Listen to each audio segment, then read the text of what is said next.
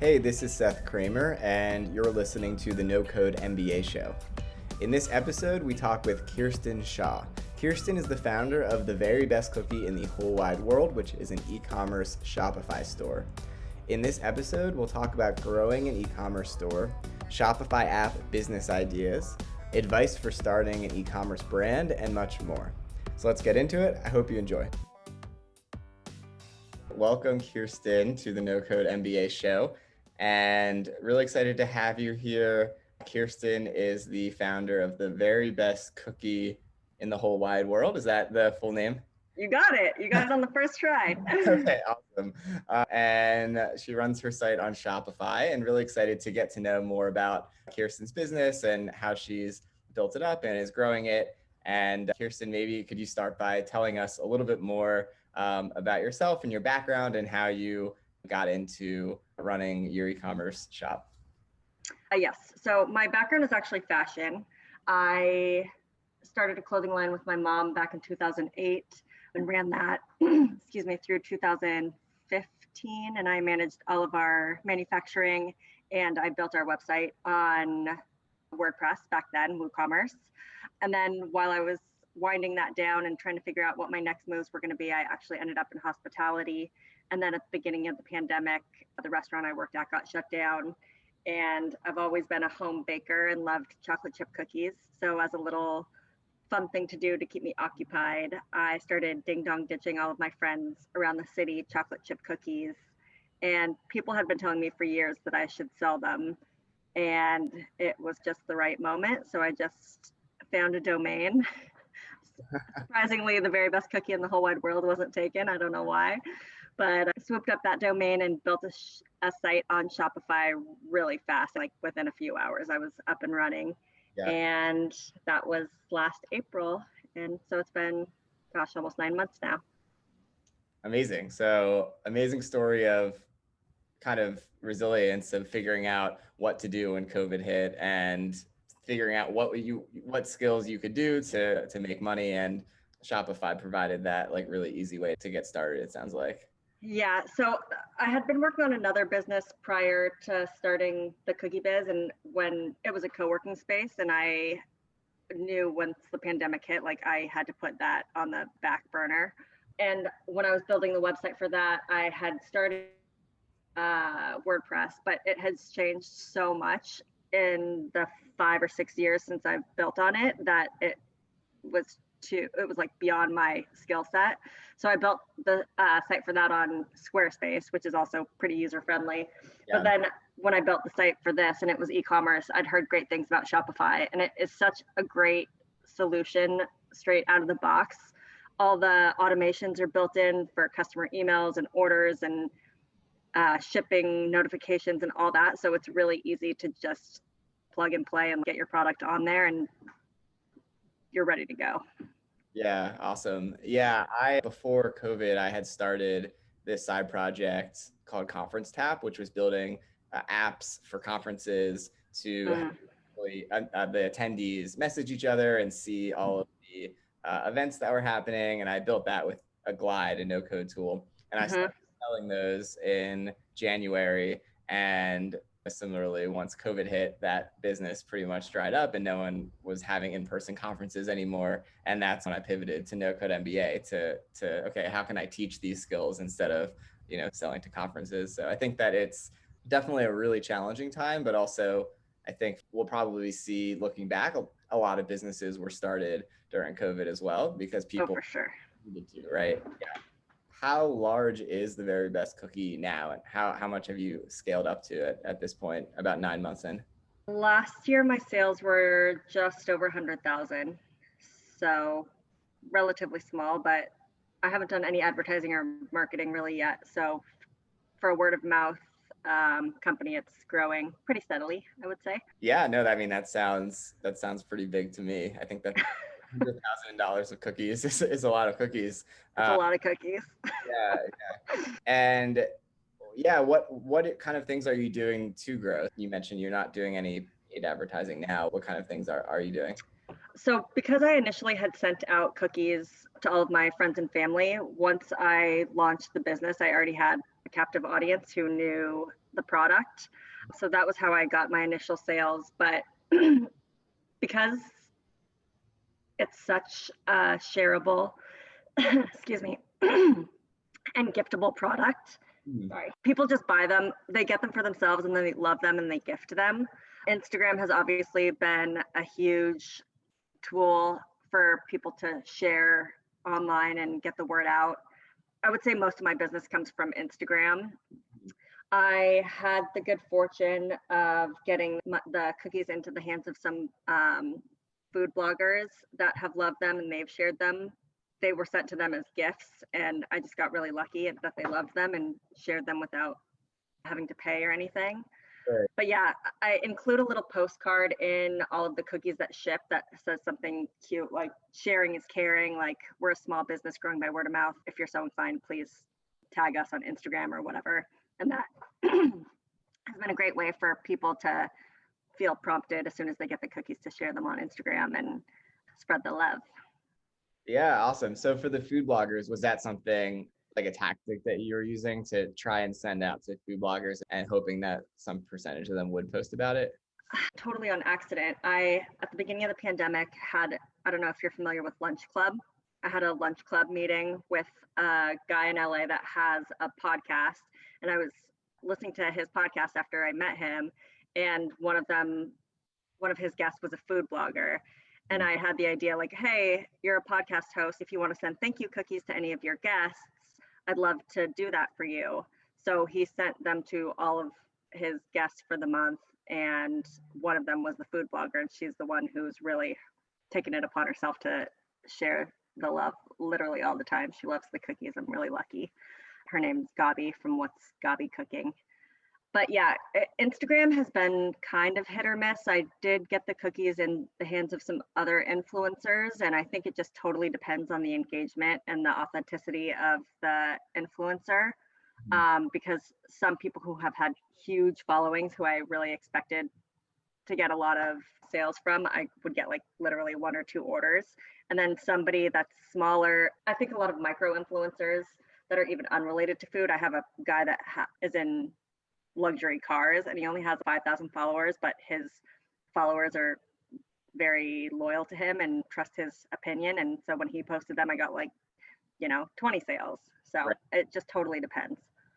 Yeah, no, that makes sense. I can imagine for a product like a cookie that is very visual, that Instagram would be really good, or food bloggers would be a really good audience for you. I think that's also really smart to add the personal touch of like the postcard and asking people to share with their friends and post on Instagram. Especially being a small business, I think that in this day and age, especially, people want to connect with the brands that they buy for, and to do that and be authentic in an authentic way, I think makes a lot of sense. Is that something that you're able to measure, like how successful that is in kind of the referral aspect of, for every cookie you send out, does that end up, getting another customer, or is there any way to measure that? I haven't tried to measure that. I should do that, but I definitely notice I am personally packaging every single order that goes out. Right. And a lot of times if I notice that somebody's ordered cookies as a gift, like if the sender is different than the recipient, I'll reach out to the sender and say, hey, I see this isn't going to you, but you didn't include a gift note. Do you want me to write something on with the order? And people love that. Like, people really appreciate the personal touch of me reaching out to them. And I don't know that they know that I'm the owner of the company or whatever, but I've seen on reviews on the website, oh my gosh, somebody messaged me because they saw it was a gift. So people definitely love that hand holding and response, directly with somebody at the company. Yeah, I'm curious what percentage of approximately the orders are for someone buying for themselves versus giving as a gift? Oh man, over the holidays, it was almost all gifts, but yeah. I would say normally it's probably, 75, 25, maybe even less, maybe 60, 40. I should figure out how to compare those, but it's a lot of gifts. I sell greeting cards on the website too, because I was getting so many gift orders. So now you can just add on a card. to go with your order. That's awesome. Yeah, it makes a lot of sense. I used to work for this flower delivery startup called Urban Stems, and not sure if you've heard of them before. Oh, awesome. And yeah, so there's definitely obviously a big aspect of there. It was much more gifting. There was some people purchasing for themselves, but it is always interesting to think about that. There, it is two very different purchasing types. Like when someone's purchasing for themselves, like it's just a different customer persona. And I think that also having the add-ons for the gifts, like a card or maybe other opportunities, is really smart. And when people are gifting, they're very willing to add on things like that.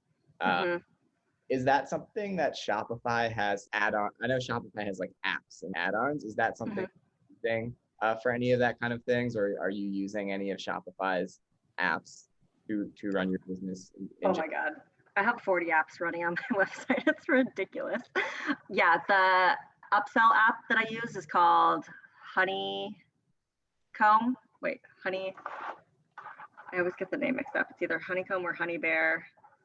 The best app that I use is called Zapier, not to be confused with Zapier. It allows for date selection and whether you want it to be shipped, delivered, or picked up.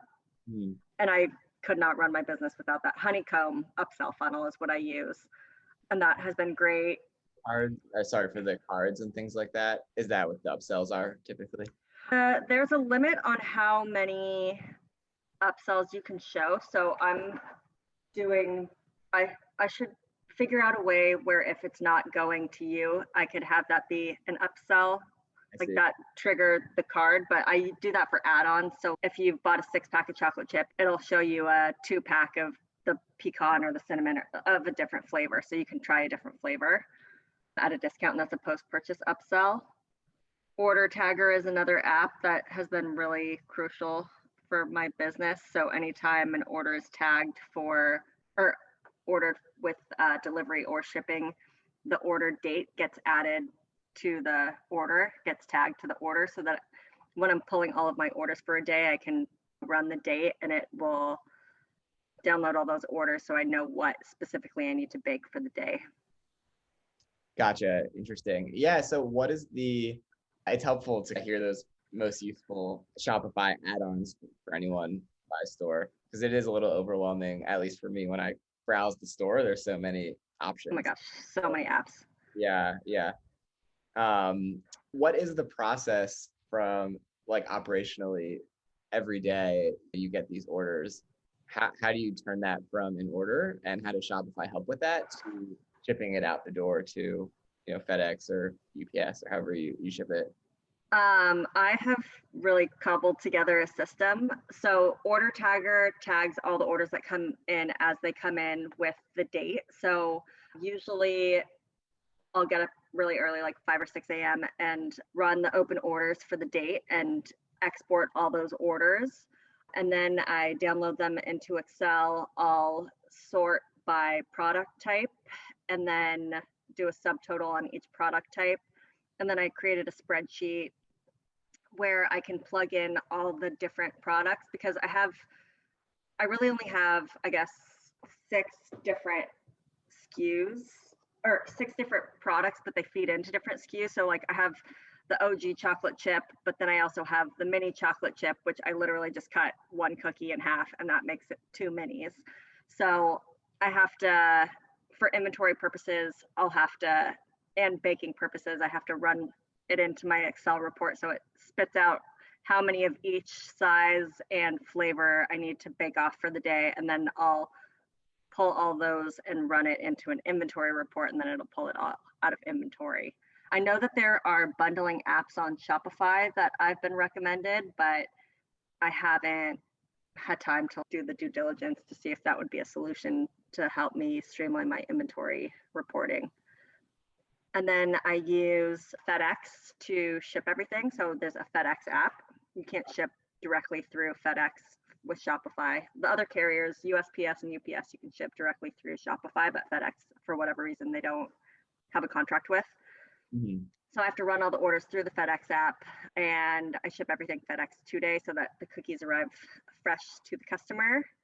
print out all the packing slips. On my busiest days, I'm running like 100 to 150 orders. On slow days, it's 4.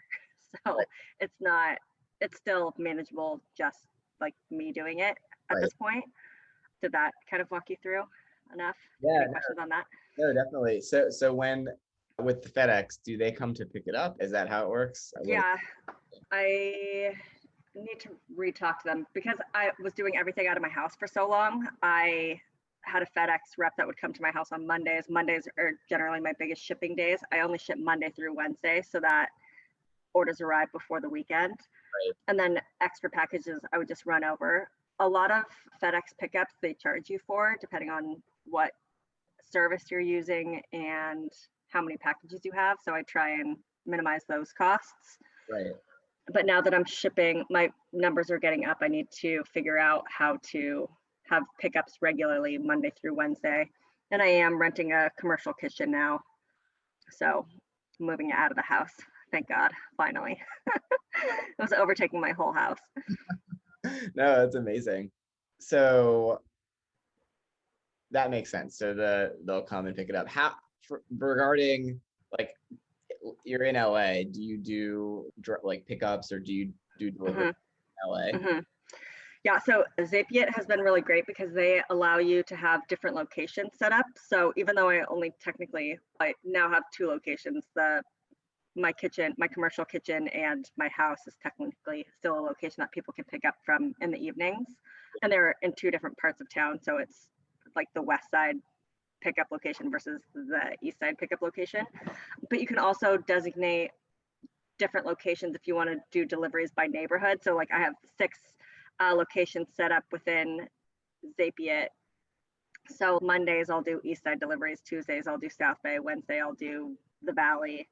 So that has enabled me to streamline my delivery route. And then I use Route for Me, which is a routing app on my phone. So you plug in all the addresses and it optimizes your route for you. Oh, interesting. So it basically, there's all this technology that kind of lets you run your own delivery like operation, essentially. Yeah. And for the past like maybe a month and a half, I've had help doing the deliveries because I was doing that all myself too. But there's only so much I can do. I'm only one person. Yeah. What is that? It sounds like you're kind of at the brink of needing to bring on more people. What are going to be the first roles that you need to bring on, help scale things? Oh my gosh. I definitely need help with the website. I have a call, I think 1 or 3 o'clock today to help do some stuff on the website that I know how to do, but it will take me too long to figure out how to do it again. I would love to have somebody handling the baking and shipping part of it. That's the part I like doing the least so that I can focus more on marketing and starting to do ads and doing more outreach for sales. What else do I need? Yeah, it's pretty crazy. Like between November and December, I probably did around 50,000 in sales with just me and 1 full-time helper. So I can run a pretty lean operation. And so now that I know what the capacity is for baking and operating, I think I could probably hire 1 full-time person to help with the baking and the rest can be really freelance to help with all the other pieces as I need them. Yeah, I think that's amazing also to have scaled it up so much on your own. And I think that's a really big advantage of staying really lean is that when you do need to start hiring people, you're only going to hire for what's really essential. And you've done every job. So you also know what's needed to be done. I think the best piece of business advice I've ever received was from a friend who runs a candy store chain in Mexico. And he said, know how to do every job in your company. And I think that is just so imperative because if you don't know how to bake the cookies or work the ovens or whatever, then if your oven is burning your cookies, you're not going to understand how to solve for that problem. I mean, at some point, some stuff is going to be beyond me on the tech side of things, but at least I'll understand operationally how I want things to work so that I can be part of the strategy to come up with a solution. Another no-code software that I love, I don't know if it's software, I just made that word up, is Airtable. Yeah. Uh-huh. I freaking love Airtable. So I have an app that connects all my sales to Airtable, and I've created different views for shipping, delivery, and pickup. So I have a calendar view that tells me how many orders I have for each day, so I can look and see what I have coming in the pipes. Interesting. So you'll use, yeah, Airtable is amazing. So you use it as a dashboard for yourself. Is that basically how you're using Airtable right now? Yeah, I know that there's a lot more you can do with it. I haven't had time to finish taking the course that I bought on it, but I look forward to learning more about Airtable. I love Excel. Excel is one of my favorite computer programs, but I love the visualizations on Airtable. So I think once I learn that, I'll be able to really streamline things. Yeah, I also love Excel and Google Sheets, and I've been doing more and more in Airtable lately for the same reason. Like it's just the ability to visualize things and the way that you can organize things. And I'm using it. It's amazing all the use cases for it. So I'm using our no code MBA for connecting the Webflow database essentially to the Airtable database. And it just allows you to manipulate things a lot more. And it can talk to Webflow through Zapier. So That's what I was going to ask, if you use Zapier. Yeah, so one thing I'm building out now is if someone marks like a video as watched, then it's like a form through Webflow that then gets sent to Airtable to write it in Airtable and then sends it back to Webflow to add it to the user's information that they watched that video. So it is a little convoluted, and I think probably the future of no code, like it'll get even easier. It is still a little bit complicated to set these things up. Especially if it's going two ways. Exactly, especially if it's going. It's still a little complicated, but and I think in the future it might be like a 5-minute thing. But I was thinking, as after I was working on it the other day, yes, that was a lot of work, but that only took 2 hours, which compared to learning how to code or doing it in code, like would have been much longer. So I think that there's a learning curve to some of these things, but it's still much easier. And if you were going to hire like a freelancer to help you with these things, much less expensive than. If you have anybody, or if anybody out there knows Airtable, I'd love to get tutored on it, because there's some things that I know it is capable of doing, but I haven't had the time to figure it out. I can't think of anything off the top of my head, but with inventory reporting, I'd love to have my whole inventory built out in Airtable so that as orders get placed, it deducts it from my inventory automatically. Like inventory reporting, connecting Shopify to Airtable, essentially. Yeah, inventory is hard for me because basically everything is ordered and baked on demand, but all of my cookie dough has a resting period before it's ready to ship. So it has to sit for 2 days before I can bake it off. So just to know like what's coming up for the week ahead, how much I need to be baking or producing, I guess, in dough would be helpful. Gotcha. Cool. Yeah, no, I'm sure maybe someone will reach out who's listening. That's also helpful. As I'm doing some live market research on like what tutorials to create. So I would love more Airtable tutorials and get more into more like business process tutorials. A lot of the ones I have so far are more like people who want to build their own like MVP for their own business or get their own ground, trying to get a little bit more into some of the business automation opportunities. But I should start writing down things as they come up. I need a better note-taking situation because I have notes everywhere. Yeah, no, definitely. Send me any like automation ideas you have, and maybe I can add it as a tutorial. I love it. With other people. So one thing that I was thinking about, so you mentioned the Shopify apps, you have 40 of them.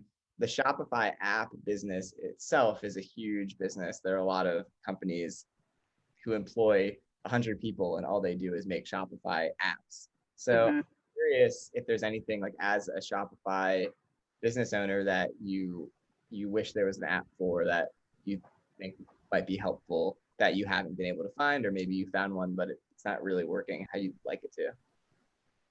I think there's going to be more room in the delivery space. I know that Shopify enables local deliveries now, but it doesn't, I don't know if there's a date selector. So I think for any food-based businesses or like service or product that is going to be delivered locally, there's room within that whole space to tie in route optimization. I'm sure, I feel like I was just posting to one of my Facebook groups that there was some problems I was trying to solve, but nothing is coming to mind right now. I would love to automatically have a report generated at the end of the day that would like just spit out what I need to bake for the next day. I could probably cobble something together with sending, I don't know, zaps and inventory and all of that, but it's very manual.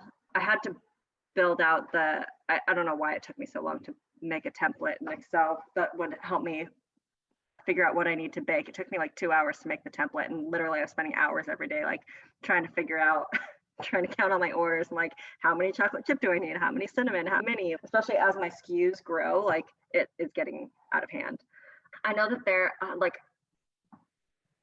this isn't necessarily an app, but I think that as a service, I would love for somebody to come in and look at my shop and tell me how I could be more efficient, because I know that the way that I'm running the business, especially because I don't have any experience in Shopify, I'm just making things up as I go and cobbling together all the apps that I use. And I'm sure that there's a more efficient and cost-effective way to do it.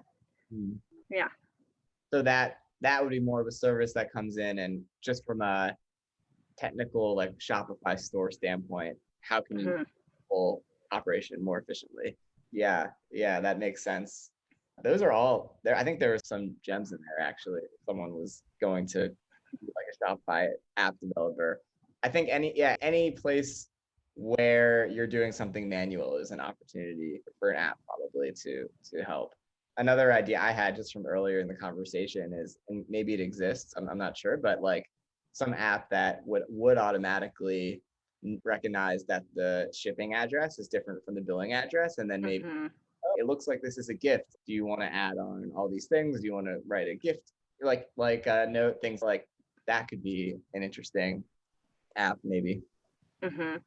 Another app I would actually love, and I have somebody that's doing something similar, is grouping deliveries together. So if now I have it by neighborhood, but I would love it to be so that if I like, especially as I scale, like as soon as I have 10 deliveries in Beverly Hills for the day, it'll batch those together and push them out instead of me having to manually run it day by day. And then I would be able to open up more delivery hours and days to people. I think also it would be cool if you live outside of my typical delivery zip code, if you're on the east side of the valley or whatever, if you say, hey, I'm ordering cookies, send it to 5 of your neighbors that are close. If we get like 6 of us together, we can get a whole thing of cookies delivered out here, like whatever that may be. I think that group buying, there's a lot of opportunity there as well. Yeah, interesting. Yeah, I saw this app recently. I can't remember what it's called, but a Shopify app that like you purchase, or when you're purchasing, it'll say if you get, 3 friends to also purchase, then we'll give you a 20% discount or something like that. Yeah, I was working with a guy that developed an app. Maybe it's the same one. I think theirs is called Moonshot, and I love those guys, but it doesn't integrate with the date selector for my delivery and shipping app. So I am not able to use it yet, but as soon as I can, I'm excited for it. Gotcha. Yeah, no, because that's just interesting to me. I know like group buying is really popular in Asia, I believe, but it's like very common. There's I think Pinduo, which is like this mobile app, a very like popular e-commerce app in China, I believe. I think that's like their whole thing is like group buying. So I know a lot of companies are trying to make that more popular in America, and it makes sense, I think, for a lot of businesses. Yeah, absolutely. So what are your future plans like in a few years? Where would you like to see your store? Do you want to grow it as big as possible? Do you want to expand it to different products? Do you want to just kind of make it profitable and not grow it as big as possible? What are your plans as of now? I think there's a big opportunity in the food delivery space, especially within ghost kitchens, to be like the cookie on demand delivery service. I think ghost kitchens are just going to continue to grow, and I would love to get in that space as well. The past 2 years before I started this, I was working on a co-working space that was more for like freelancers and whatnot. But I think that the way that a lot of the ghost kitchens are structured now is not really as a co-working space. It's more you have your own kitchen, and the rents in LA are insane. It's $5,000 a month for 200 square feet. Right. And since I've been in real estate, like I know how much rent they're paying, and it's for small people like me, that's, especially when I started, that's more than I'm making in a month. So you can't really justify that cost. But also a lot of people in the restaurant industry aren't necessarily business savvy. So to be able to get them set up and tell them all the apps to use and website stuff, I think that there's an opportunity there, and I'd love to get back into that. But as far as cookies go, I think I want to be like the on-demand cookie delivery service.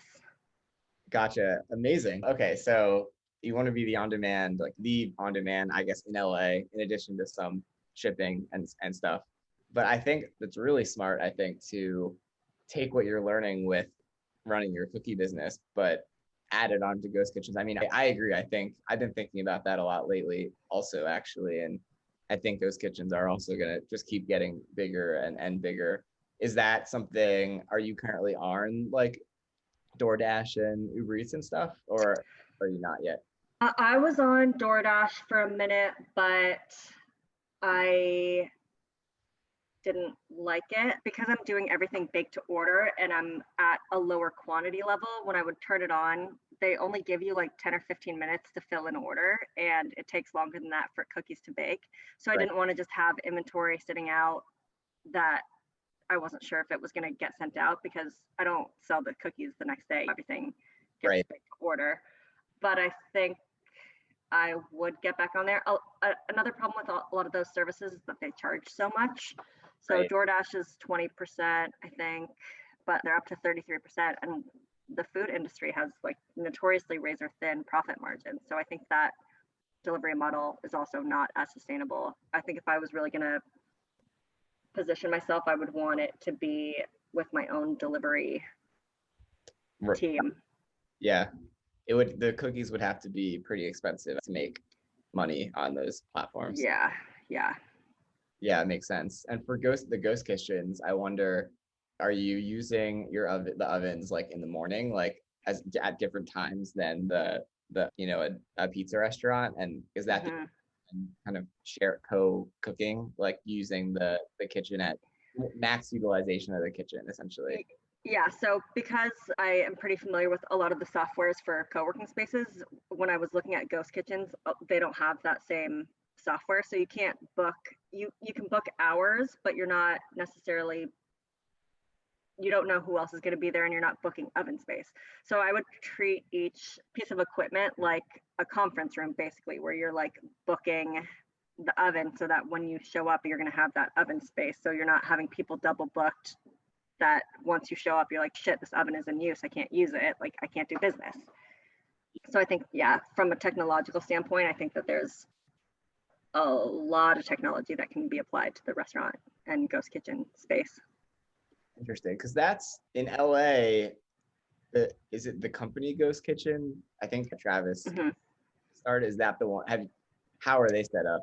Is that more just like you pay rent each month? Yeah, so with them, you have your own space. I know that one of their locations, I think, does have a common area, but they didn't have occupancy when I was looking into it. But yeah, a lot of the ones that I've toured that did have like kind of community space, you just show up whenever you want. You buy like 50 hours for the month and go when you need to use it. So it's harder to know what the situation is going to be when you get there, or you have to rent your own space within their space, and those are the ones that are like $5,000 a month. And just for small people, I think a lot of like micro bakeries and like small makers are going to come out of this pandemic, especially with the like wage discrepancies from front of house to back of house. Like I think that people are fed up with that, and they're going to start branching out and doing their own thing. So having the space to be able to support them is going to be, there's just not enough space right now.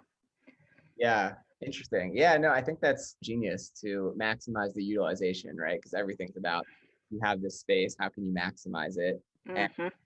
almost like booking, right? Like truly making it the Uber for like ghost kitchens, right? Like you can go and book a space for, you could do it monthly, I guess, or you could do it on a more on-demand basis, which would allow someone not, it could allow people just starting out to actually get space in a commercial kitchen, or if someone just wants to test out a restaurant concept, like going there for a few nights and testing it out. And like you said, kind of having all of the infrastructure to get it set up, whether it's like delivery through your own platform or if it's, DoorDash or Uber Eats or whatever to test out the concept. Yeah. And also back to group buying, being able to apply group buying. So if I'm using, 100 pounds of butter and you want to throw some butter onto that order that you can get in with US foods and corporate food suppliers, and you're not just like running back and forth to Ralph's and Whole Foods, which is what I was doing when I first got started. Yeah, that makes a lot of sense to me too. That there would just be this kind of communal kitchen, and maybe even in the app, you could just say, I want to buy this, and then it's all there for you. That Mhm. makes a lot of sense. Yeah, interesting. So cool potential, I guess, a separate, I know, I'm just going to build what I need. I think that's the best way to come up with business ideas, right? What are you figuring out what pain points you have as an entrepreneur and building off of that. Um, so for anyone starting out, wants to start a Shopify store or start baking cookies or baking, whatever and selling it online, what would you suggest? What are like the first things they should do, or any advice for those people? Make sure you have a perfect product, or I mean, everything is always a work in progress, but if you have a really good, especially food product, it's going to sell itself. And people love sharing foods that they love. So get your samples out to people. I wasn't even planning on having this be a business, but I had just sent out so many like cookies to friends that once it was live, I already had a captive audience. Just get started. Don't let fear get in your way. When my first site, the first iteration of my site, I said before, I built in 3 hours. I didn't know, I figured out all the apps and stuff I needed as I went, as I was having to problem solve for delivery and all of the other issues. But I didn't have all of that set up when I started. I literally had a Shopify site. So Yeah. you can do it. Yeah, no, I think that's great advice. Obviously, if you're selling a food product, it needs to be really good. And I think it also is really important to not get so bogged down in the details of building your site or building out the brand or spending a month doing that. The power, I think there's so much power in just releasing it and getting feedback from real customers or real people right away. And you can always iterate on things. Mm-hmm. Launch 10 times. I think like it was Airbnb who like famously said they launched like 10 times and no one remembers the previous launches. So I think that's really good advice. Yeah. And definitely always listen to your customers. Listen to what they want. Listen to just any feedback that they have, so you can keep iterating and improving their experience. Are there any tips you have for getting that feedback from customers and prompting that to get real feedback from customers? Don't be afraid to reach out directly to them and talk to them. I will text customers after they've gotten orders. Hey, just wanted to check in and make sure your cookies were okay. And I think that also, I mean, I'm sure some people don't want to hurt my feelings to tell me that, you know, the cookies didn't arrive in perfect condition, but a lot of people appreciate that. And if you are authentic and you're saying like, hey, I'm trying to make this, what can I do to be better? People want to help you. People love helping each other. So anything you can do to have your customers help you be better, like they will appreciate that and they will want to help you be, put out the best product. Yeah, that's great advice. There's a famous Paul Graham essay called Do Things That Don't Scale, which is Mm-hmm. just this idea of exactly what you're doing as the founder, reaching out directly to every customer, like being really involved in your product. For Airbnb, for example, they knocked on the doors of all the hosts and asked what they could do better. And they took pictures of all the apartments to get really high quality pictures on Airbnb. So I think, yeah, doing things that obviously, if you had 10 or 100 times the amount of cookies that you were selling, you wouldn't be able to physically email every customer, but you can do that now and learn a lot from them. And then as you grow, figuring out ways to automate some of those things to like still get that feedback, even if you can't, it's not possible to do it on your own. So I think is really good advice for someone starting out to, I think, yeah, speaking to the customer is one of the most valuable things. Yeah. Yeah. I think also the approach that I've taken is, I mean, I could have started paying for ads and like grown exponentially, but I really have tried to build, like, I want to build a cult like following. Like, I want people to love the brand and the product. So having all of those touch points directly to the customer and taking the time as I'm a young company to really get feedback. I've been through Y Combinator startup school twice because I loved it so much online because it's free and I just think it's an incredible program and you learn so much. But one of the things that they really drill into you is like talk to your customers and get feedback, because you may have what you think is the best product, but if the customer doesn't like it, then you don't have a product. Yeah, just be so in tune with your customer. And I think, yeah, building slowly, but more, I hate continuing to use the word authentic, but like people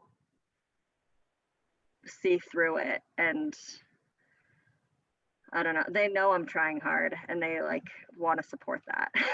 Yeah, no, that's definitely true. I think people can tell when you are really putting in effort and really doing your best and like and when they can tell that you care, and I Yeah. think people see that, and like you said, I think that makes it a big difference. And yeah, startup school is a great resource as well for anyone listening. It's free on YCOM, free like online education about starting a company run by Y Combinator. So yeah. And have lots of great YouTube videos and podcasts and all of that. Yeah. Awesome. Great. So where can people find you, or if they want to buy cookies, where can they do that? I made the investment of buying the shorter domain, theverybestcookie.com. So that is the easier website to get to. I'm also on Instagram at theverybestcookie or Twitter, verybestcookie. So I'm pretty active on all those channels. So feel free to holler. Awesome. Real quick, I'm curious, was that domain, in terms of buying the domain, was that like something you had to purchase from somebody else? Yeah, $1,500. Wow. I was like, do I do it? Is this worth it? But after having to type out, orders at theverybestcookie in the whole wide world.com for my email address so many times, I was like, oh yeah, I need a shorter domain. It's a pain in the ass. Yeah, pretty good deal for theverybestcookie.com. Awesome. Is there anything else you want to share, or before we sign off? I don't think so. Just get out there and do it. Awesome. All right. Yeah. Thank you so much. This was really helpful. It was really interesting for me to learn more about how you run your business and how you've grown it. I feel like there's a really bright future in the business. So it was great to connect and learn more about the Very Best Cookie. Thank you so much. Awesome.